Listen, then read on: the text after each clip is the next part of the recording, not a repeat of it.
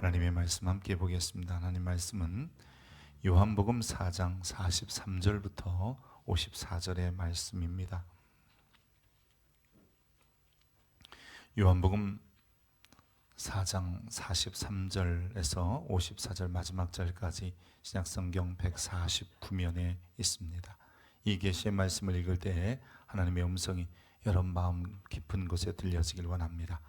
이틀이 지남에 예수께서 거기를 떠나 갈릴리로 가시며 친히 증언하시기를 선지자가 고향에서는 높임을 받지 못한다 하시고 갈릴리에 이르심에 갈릴리인들이 그를 영접하니 이는 자기들도 명절에 갔다가 예수께서 명절 중 예루살렘에서 하신 모든 일을 보았음이더라.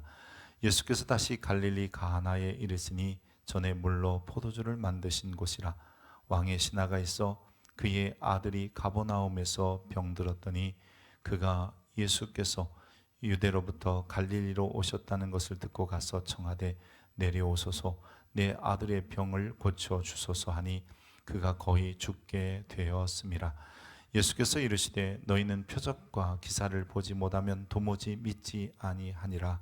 신하가 이르되 주여 내 아이가 죽기 전에 내려오소서.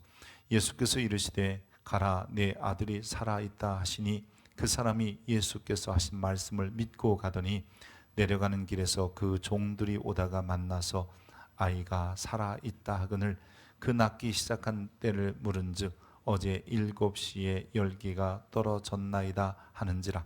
그의 아버지가 예수께서 내 아들이 살아있다 있다 말씀하신 그때인 줄 알고 자기와 그 온 집안이 다 믿으니라.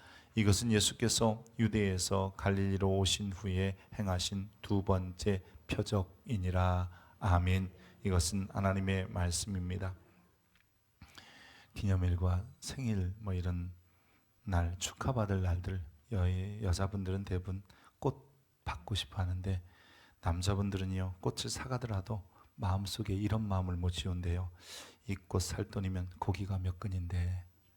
그래서 아름다운 꽃보다 배부른 고기가 더 좋다, 이렇게 실질적으로 느낀다고 합니다. 신앙생활에도 비슷한 것 같아요. 예수 믿으면 떡 나오냐 밥 나오냐, 마음의 평안 같은 추상적인 것 말고 당장 내 카드값 갚아야 하고 질병은 어떻게 되느냐 묻는 분들이 있습니다. 어쩌면 오늘 본문에 나오는 왕의 신하도 처음에 주님 앞에 나올 때 자신의 아들의 질병을 고쳐달라 그런 마음이었을 줄 압니다. 영생이고 뭐고 당장 아들 죽게 생겼으니 가버나움으로 내려와서 고쳐만 달라 이런 생각이었으리라 생각합니다. 그런데 놀라운 사실은 예수님은 영생이라는 꽃만 주시는 분만 아니라 우리의 질병이나 문제들도 고치시는 고기 같은 실질적인 삶의 문제에도 왕이 되신다는 점입니다. 여러분 이런 믿음이 있기를 원합니다. 예수님은 갈릴리 가나 혼인잔치에서 자신이 메시아임을 보여주셨고 니고데모를 통해서 선한 선생님이 영생을 주는 분이다 라는 것을 알려주었고 수가성 여인과의 만남을 통해서 생명의 생수를 마셔야 한다고 가르치셨습니다. 그런데 주님은 단지 이 메시아이심을 드러내고 나를 믿으면 영적으로 구원받고 영적으로 잘 되고 영적으로 승리한다고만 말씀하시는 것이 아니었습니다. 우리 신앙인 중에도 종종 교회 다니고 신앙생활하면 영적인 문제 해결돼도 육적인 문제는 해결되지 않는다, 이런 착각을 갖고 계신 분들도 많습니다. 성경에 나타난 사람들이나 특별히 선택된 사람들만 기적과 능력을 경험하는 것이지 나 같은 사람은 그냥 영혼이 잘 되고 천국 가면 되지, 이런 생각이라는 것이죠. 그런데 오늘 본문을 보십시오. 예수님이 예루살렘에서 사마리아를 거쳐 갈릴리에 잠시 들르셨다가 가나로 오셨습니다. 그 가나에 머무실 때에 왕의 신하 한 사람이 아들의 질병, 자기 아들이 거의 죽게 되었기 때문에 예수님께 나왔습니다. 오늘 본문에 보면 예수께서 다시 갈릴리 가나에 이르시니 그곳은 전에 물로 포도주를 만드신 곳이라. 왕의 신하가 있어 그의 아들이 가버나움에서 병들었더니 그래서 온 거예요. 특별히 여러분 이 사람을 왕의 신하라고 소개하는데 이 신하라는 말의 헬라어의 단어는 이 바실리코스라고 합니다. 즉 왕에게 속한 자, 왕의 녹을 받고 왕의 은혜 가운데 사는 자, 이런 사람이 바실리코스입니다. 이 왕은 누구일까? 이 사람이 갈릴리 지역에 있었다면 이 헤롯 안티파스였을 겁니다. 즉 헤롯 안티파스의 신하 바실리코스였다는 거죠. 여러분, 헤롯 안티파스 그러면 우리가 누구지? 잘 모를 수도 있지만, 여러분, 헤롯 안티파스는 이복 형제인 헤롯 빌립의 아내 헤로디아를 아내로 맞이한 사람이고요. 그 일에 이 세례 요한을 죽이는 악행까지 저지른 사람이 바로 이 헤롯 안티파스입니다.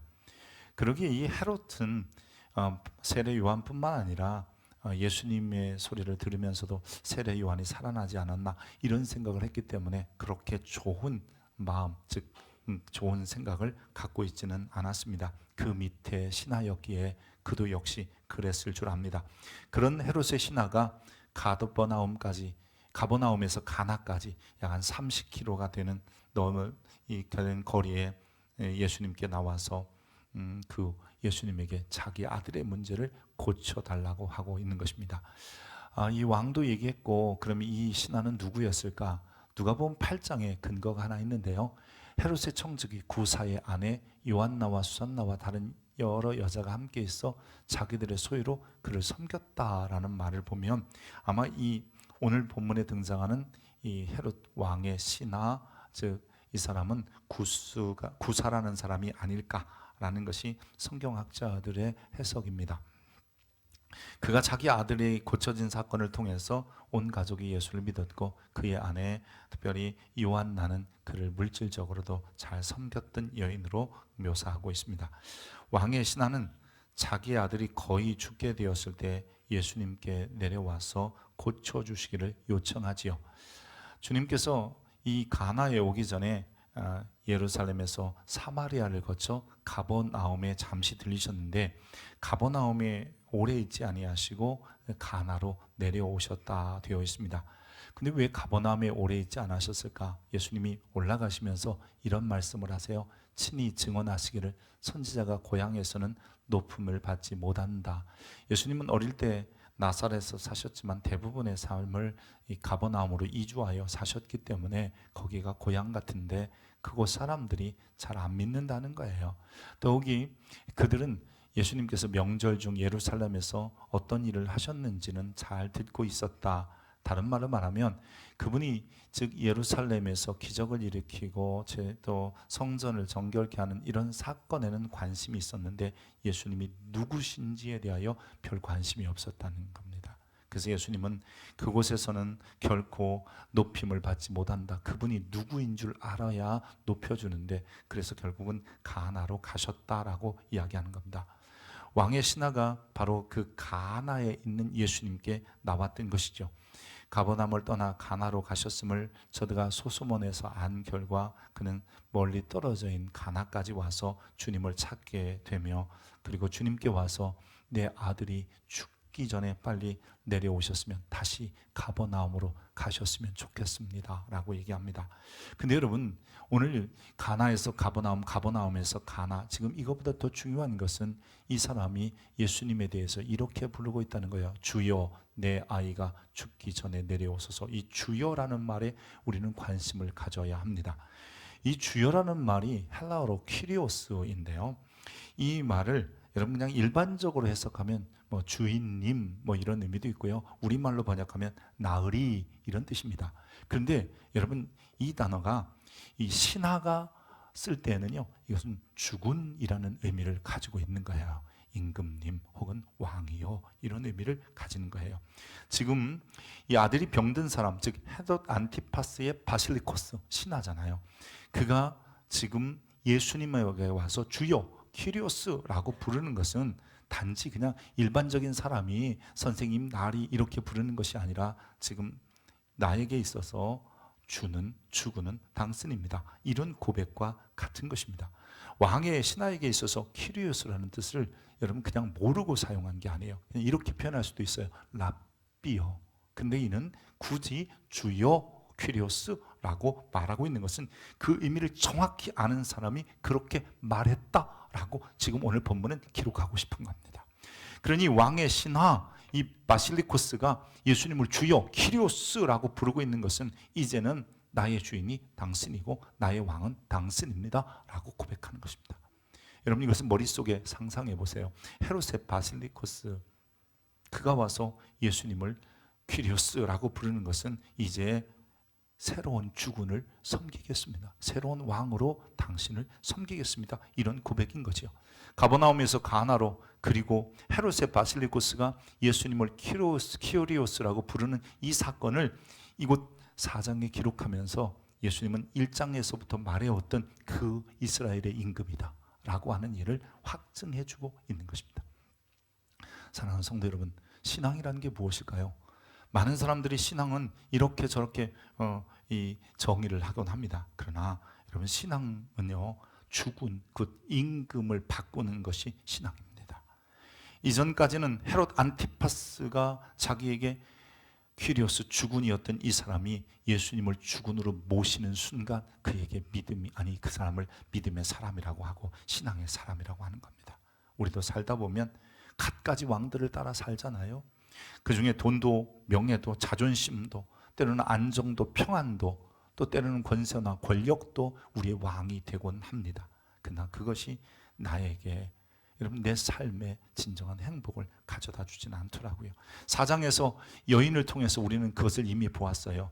남편 5과 지금 있는 사람도 사는 사람도 남편이 아니라 여러분 이 여인이 얼마나 각박한 상황에 놓일 수밖에 없었겠어요. 자이든 타이든 그녀는 여러 사람들과 함께 살아야 됐던 거죠. 그런데 그 여인이 예수 그리스도를 왕이신 메시아를 만난 후에 심지어는 생존의 물동이마저 내려놓았고 마을로 들어갔던 것을 생각해 보십시오. 산헤드린 공의회원으로서 이 명성 있는 니고데모의 변화가 3장에 등장했어요.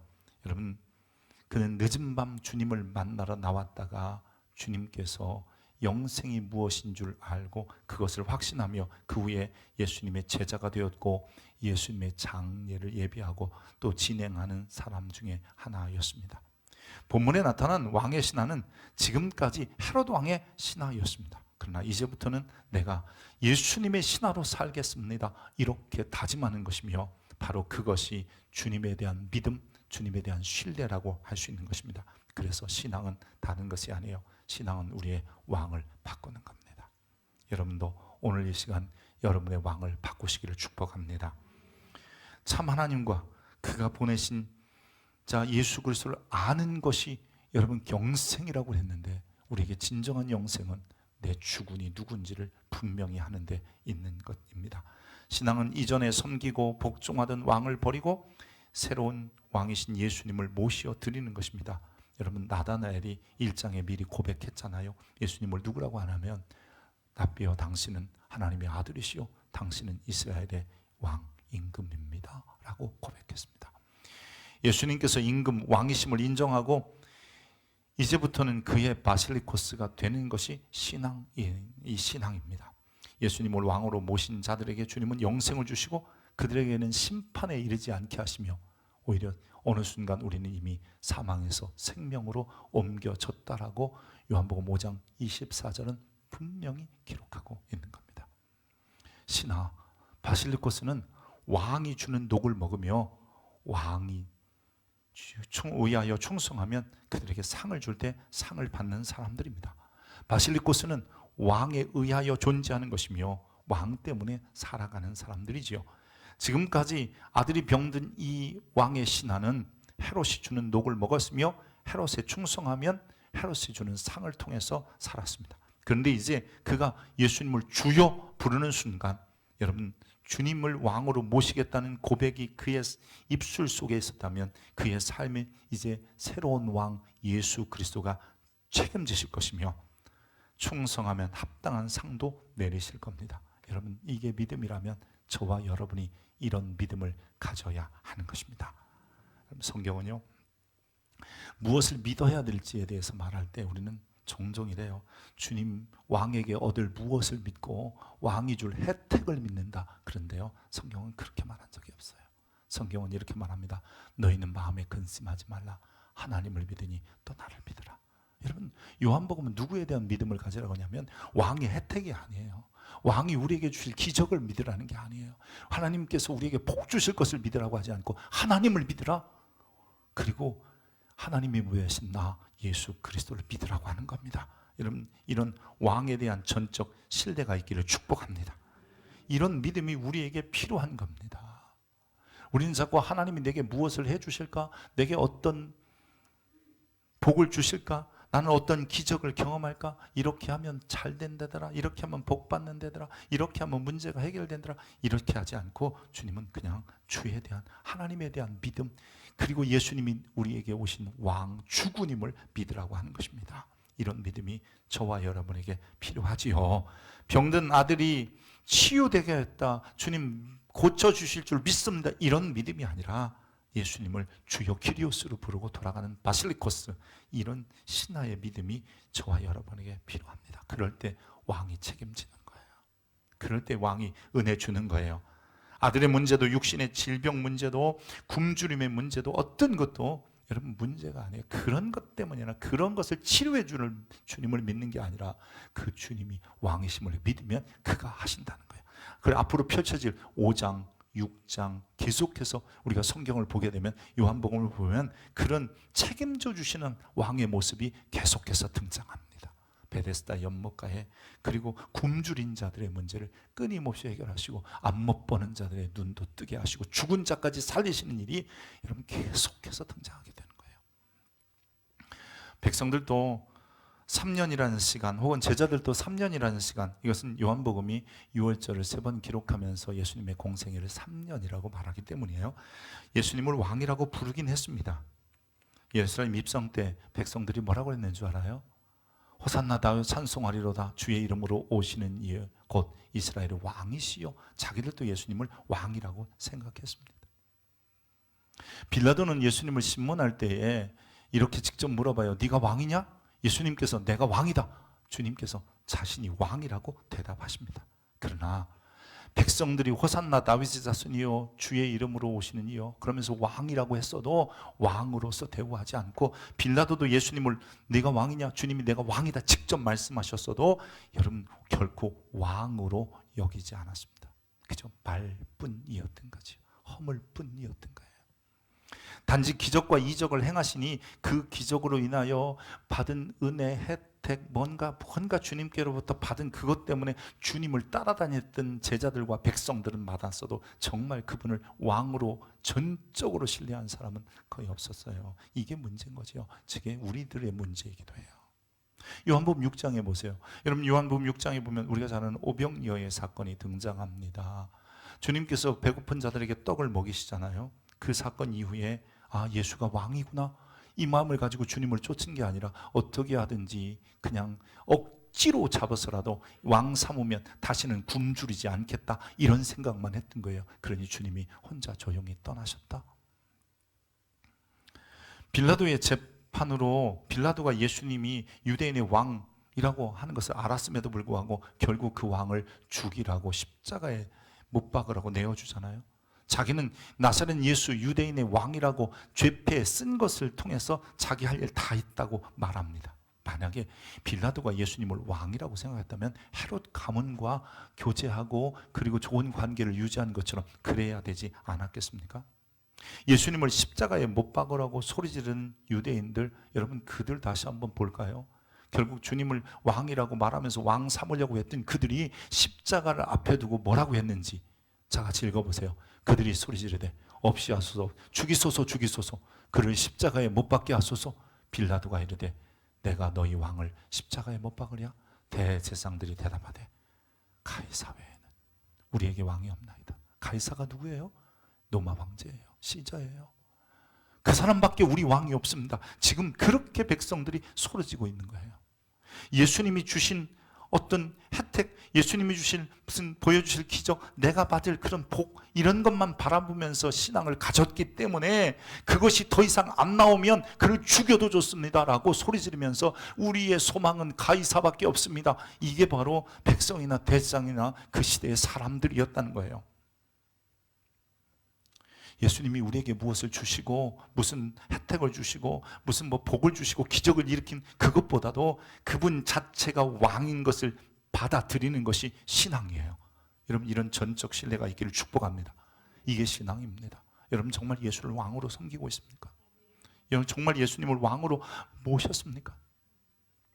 여러분, 그분이 왕이시라면요, 그분이 무슨 말을 하든지 책임져 주실 것이고, 그분이 무슨 말을 하든지 내가 복종하겠다. 당장 눈앞에 보이는 혜택과 결과 없어도, 내가 당장 눈앞에 보이는 내 안에 변화되는 무엇이 없어도 그분이 왕이면 그냥 그분을 따라 사는 겁니다. 본문을 보세요. 아들이 거의 죽게 되었어요. 주님, 나와 좀 같이 가셔서 아들 좀 고쳐주세요. 근데 주님이 그냥 가라 그래요. 그냥 가라. 아들 살았다. 특별한 약을 주신 것도 아니고요, 처방전을 주신 것도 아니에요. 가서 이렇게 하면 아들이 나을 거야, 이런 얘기도 하지 않으셨어요. 그냥 가버나움으로 가서 내 아들을 고쳐주세요 하던 그 사람이 이 헤롯의 바실리코스가 예수님의 바실리코스가 되니까, 예수님의 신하가 되는 순간 그냥 예수님이 가라고 하니까 그냥 가는 거예요. 여러분, 본문 50절에 보면 예수께서 이르시되 가라, 내 아들이 살아있다 하시니, 그 사람이 예수께서 하신 말씀을 믿고 갔더니, 여러분, 아들 살겠다 믿고 가는 게 아니에요. 왕의 명령을 듣고 가는 거예요. 그러니까 왕을 믿고 가는 거예요. 오늘 우리에게 이게 필요한 거예요. 주님이 왕이 되시니, 주님이 왕이시니 그냥 주님이 하라는 대로 하면 되잖아요. 그것이 바로 왕에 대한 신뢰, 왕에 대한 전적 신뢰인 거예요. 저와 여러분이 필요한 것은 이 왕에 대한 전적 신뢰인 거예요. 아멘입니까? 주님께서 가라, 내 아들이 살았다 하시는 말씀을 믿고 아무 증거도 아무 고칠 방법도 없는데 그냥 가버나움으로 돌아가는 거예요. 그게 우리의 모습이어야 하는 거예요. 왜냐하면 주님이 왕이 책임질 거니까요. 주님이 가진 능력을 믿고 주가 주실 혜택에만 관심을 두지 말고 그냥 있는 그대로 그분이 왕 되심을 믿고 우리가 그냥 그분의 바실리코스가 되어서, 그분의 신하가 되어서 삶을 살아내십시다. 그게 신앙인 거예요. 예수님을 왕으로 모신 이들은 여러분 그냥 그분에 대한 신뢰를 하면 되는 거예요. 나의 미래는, 나의 남은 생에 그가 인도할 거니까 여러분 이런 것에 관심 두지 않고 그냥 그분을 따라 살면 그분이 인도하시는 거예요. 이 나라 민족의 미래는 메시아이시며 왕이신 예수님께 달려 있어요. 아멘입니까? 우리도 마찬가지 아니에요. 왕이신 예수님에 대한 믿음, 전적 신뢰를 하면 그분이 하시는 거예요. 우리의 신앙은 오직 세상에 오신 예수 그리스도를 왕으로 삼아 그의 바실리코스가 되고 그분만 나의 퀴리오스이어야 하는 거예요. 믿고 가라면 그냥 믿고 가면 되고, 기다리라 그러면 기다리게 되는 거고, 참으라면 참는 것이고, 이 눈에 아무 증거 아니 배워도 그냥 왕 그분만 믿고 사는 겁니다. 여러분, 그런 믿음이 있기를 축복합니다. 그렇게 집으로 돌아가던 이제는 새로운 예수님의 신하, 예수님의 바실리코스가 집에서 오는 종들을 통해서 자기 아들이 살아있다는 소식을 듣게 됩니다. 여러분, 주님을 믿고 살아갈 때요, 주님은 우리의 삶 속에 우리가 알지 못하는 시간부터 기적을 일으키기 시작하시고요, 우리에게 역사하심을 우리가 보게 되는 거예요. 우리에게 필요한 믿음은 예수님이 왕이시란 그분에 대한 전적 신뢰입니다. 그냥 그분을 믿고 따르는 거예요. 그렇지 않으면요, 우리는 잘못하면 예수님을 문제 해결자나 아니면 복이나 은혜 주실 분, 그러니까 나를 돕는 분 정도로 만들어 버리는 실수를 하게 됩니다. 그분이 주신 복이나 여러분, 그분이 내게 주실 무슨 혜택이나 그분이 내게 이루실 기적에 관심을 두는 것이 아니라 그냥 그분에게만 관심을 두십시오. 우리가 주군을 바꾸는 것이 신앙이고, 새로운 왕을 모신 사람을 우리는 구원받은 사람이라고 하고, 하나님은 그런 이에게 영생을 주시잖아요. 근데 성경은요, 요한복음 이렇게 말하기도 해요. 만약에 너희의 주군이 예수가 아니면 너희 아비는 마귀다라고 하는 겁니다. 요한복음 8장의 말씀이거든요. 창조의 주 하나님이심을 믿는 것, 구원의 주로 세상에 오신 왕을 믿는 것, 이게 우리에게 세상의 어떤 권력이나 돈이나 명예나 자존심이나 아니면 나의 뭐 평안이나 지위나 이런 거 믿고 사는 것보다 훨 난데 말이에요. 근데 우리는 어느 순간 나도 모르게 당장 눈앞에 보이지 않는다고 해서 내 주군을 세상의 것들로 삼고 그저 그게 왕이 되고 사는 거예요.